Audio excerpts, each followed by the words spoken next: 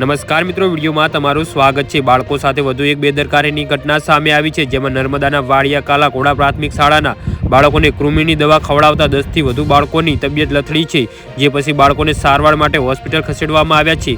બીજી તરફ ડોક્ટરે વાલીઓ સાથે ગેરવર્તન કરતા જોવા મળ્યા છે।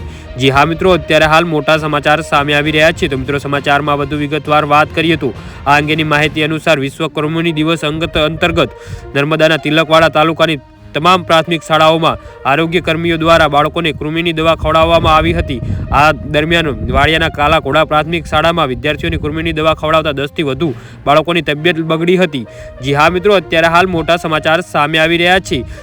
જ્યારે બીજી તરફ ઘટનાના પગલે શાળાના શિક્ષકોએ પણ બાળકોને એમ્બ્યુલન્સ દ્વારા તિલકવાડ સરકારી હોસ્પિટલ ખાતે લાવતા હોસ્પિટલના ડોક્ટરો દ્વારા બાળકોના વાલીઓને અને પોલીસને બોલાવીને જેલમાં નાખી દેવાની ધમકી આપવામાં આવતા બાળકોના વાલીઓ સાથે ગ્રામજનોમાં પણ ભારે નારાજગી જોવા મળી રહી છે।